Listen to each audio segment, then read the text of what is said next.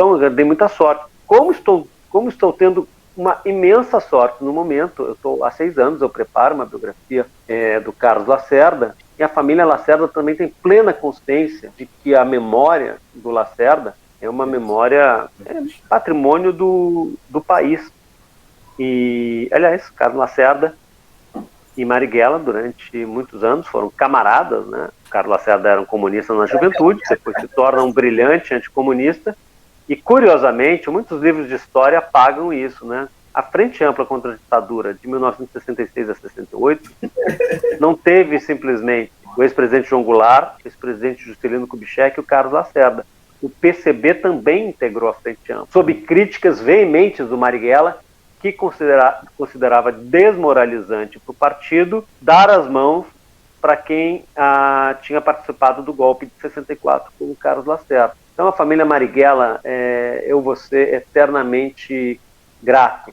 Carlos Marighella foi deputado federal, depois o Carlos Augusto, anos depois do episódio com o Ustra, se elegeu deputado estadual na Bahia, e agora a Maria, que é uma atriz fabulosa e gestora cultural de enorme eficiência, desde o início do ano, ela é vereadora na cidade de Salvador. Como o Álvaro disse, a Maria é atriz no filme do Wagner, e curiosamente, ela participa do filme do Wagner fazendo o papel da avó dela, Dona Elza Centro-Sé, ou seja, no filme, a Maria faz o papel da mãe do pai dela, da avó.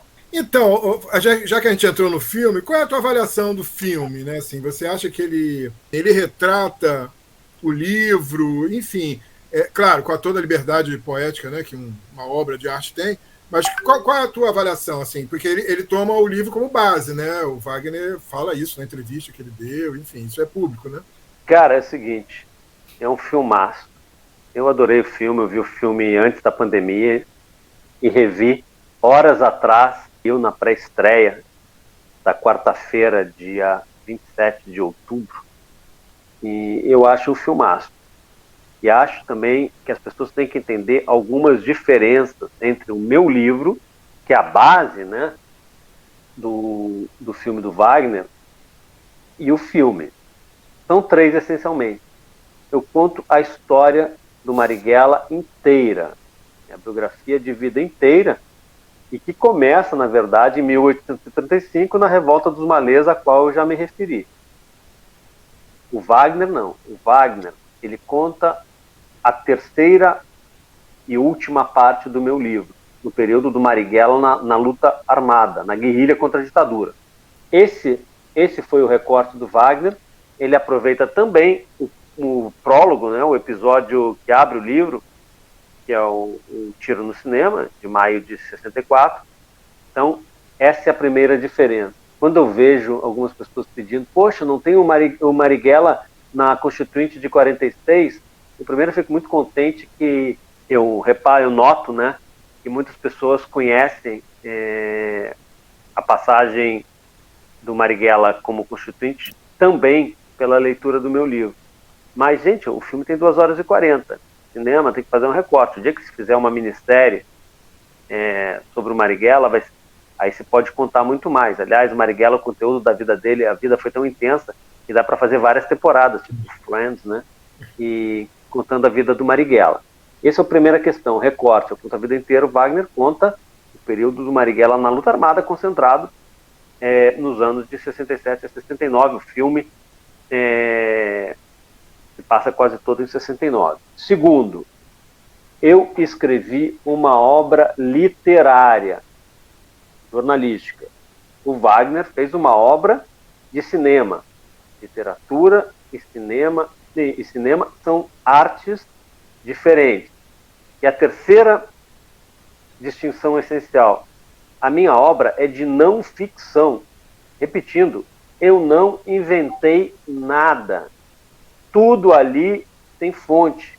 Por exemplo, eu falava agora, era um mistério, nunca se soube como é que o Marighella conseguiu imprimir os livros dele políticos e de poesia em plena ditadura. É isso, está ali, eu não inventei. Quem imprimia era um gráfico português, marido da dona Teresa Marighella, sobre quem eu falei há pouco. Então, o meu livro é um livro de não ficção. O filme do Wagner é um filme de ficção. ainda que baseado em fatos reais, conforme eu os contei no livro. A linguagem do cinema, do cinema de ficção, ela exige licença, junções de personagens, ou a transformação de um personagem em vários. Quer dizer, vamos usar um exemplo bem concreto do que é ficção e o que é não ficção. Eu conto no livro, tem um capítulo chamado Assalto ao Trem Pagador.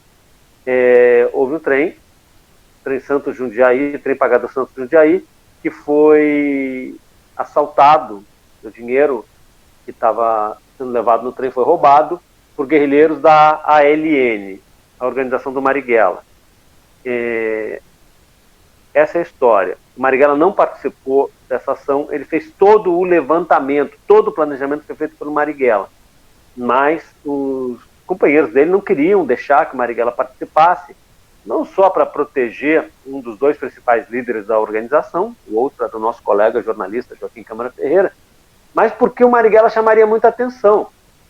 Então, eles dissuadiram o Marighella, que não participou da ação, e essa é a história, eu acho um dos melhores capítulos do livro. No filme, o Marighella e o Câmara Ferreira, que não participaram do assalto ao trem pagador, estão dentro do trem. E mais,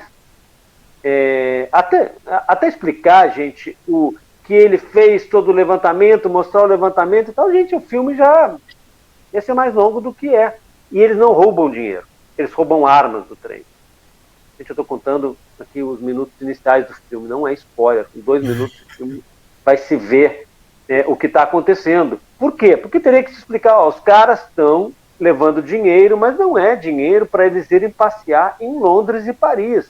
São fundos para financiar a luta contra a ditadura. Essas são as distinções principais. Mas quem leu o livro e viu o episódio do tiro no cinema, vai reconhecer. Está lá no filme do Wagner, o assalto ao trem, está no filme do Wagner. O Wagner anunciando assalto em banco, está no filme do Wagner.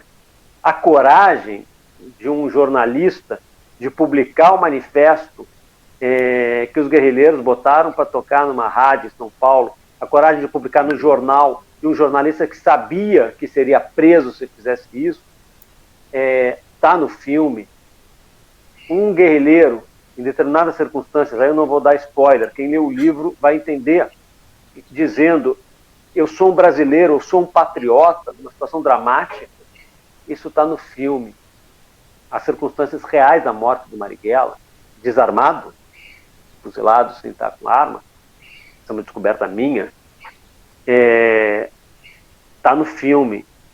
Então, e o filme, ele tem um valor histórico para levar a muito mais gente o que foi a luta de um grupo de mulheres e homens de imensa coragem e generosidade, a luta contra a ditadura.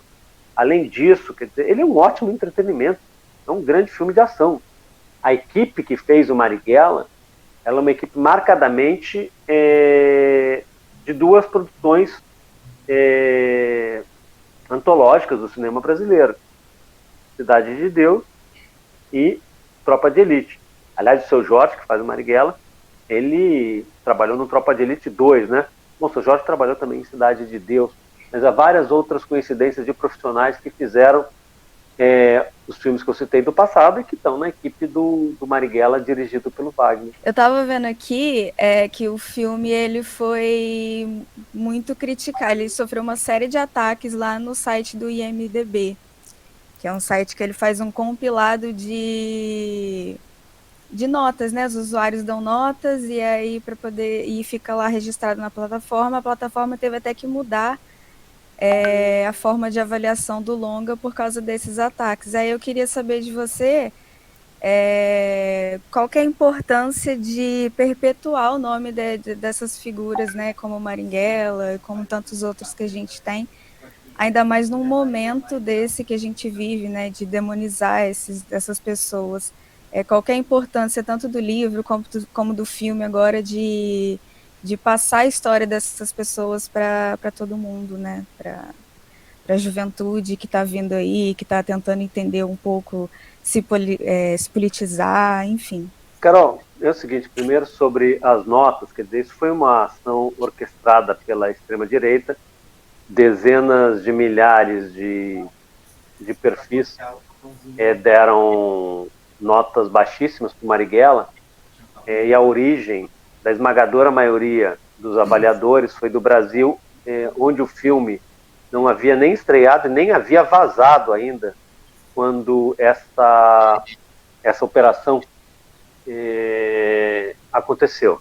Ou seja, isso tem o primeiro, os saudosistas da ditadura tentaram impedir que o filme Marighella chegasse aos cinemas e foram bem-sucedidos, mas não de forma duradoura. E agora, diante do fato que o filme vai estrear, está na iminência de estrear, já está tendo pré-estreias Brasil afora, há um grande empenho em desestimular a ida ao cinema. A chegada do Marighella, aí já combino com a pergunta do Álvaro, a chegada do Marighella, do filme Marighella aos cinemas, é uma derrota do obscurantismo. É um revés dos partidários da censura. E é um triunfo democrático evidente. Ninguém é obrigado a ir ao cinema. Ninguém é obrigado a querer conhecer a história do Marighella, ninguém é obrigado a ler o meu livro. Mas é um direito dos povos conhecer a própria história. A liberdade de expressão e a liberdade artística são direitos humanos e garantias constitucionais. Então, o que houve, quer dizer, a chegada do filme aos cinemas, ela é um momento histórico de afirmação contra o silenciamento do Marighella, porque o silenciamento de Carlos Marighella é uma construção histórica que vem desde a juventude dele, desde a década de 30. Dá um exemplo para vocês. Marighella foi em Cana pela primeira vez, no dia 22 de agosto de 1932, junto com 500 colegas, 500 estudantes na Bahia, ele era estudante de engenharia civil, e alguns professores. Eles, entre outras bandeiras, eles apoiavam os paulistas que tinham se sublevado contra o governo central do Getúlio Vargas. Na pesquisa, eu folheava jornal por jornal de Salvador e não encontrava cobertura desse evento. Um evento no Terreiro de Jesus, né? Um lugar central ali, na Bahia, do lado do Pelourinho, e não tinha notícia, porque os jornais estavam censurados. Quando o Marighella, isso é 32, quando o Marighella é preso e passa 21 dias sendo torturado no Rio em 1936 pela polícia do governo Getúlio Vargas, a ditadura só seria formalmente proclamada no ano seguinte, 37, mas já era um governo ultra-autoritário em 1936, né, com o Tribunal de Exceção, Tribunal de Segurança Nacional. Não houve notícias sobre a prisão do Marighella. Só 21 dias depois anunciaram que tinham prendido o novo chefe do PCB, e era falso. Marighella não era dirigente do partido naquela época. E houve algo curioso, né, sobre falsificação histórica. A polícia divulgou um retrato, né, com o rosto do Marighella. Num supercílio tem um esparadrapo. Quem olhasse a foto provavelmente notaria que aquele homem tinha sido agredido. E um jornal de São Paulo, eu nas pesquisas me dei conta, apagou graficamente o curativo para que ninguém pudesse suspeitar, né, do que tivesse acontecido, pudesse ver o indício, né, de agressão e de tortura que o Marighella tinha sofrido. Então, quem apostou no esquecimento do Marighella perdeu.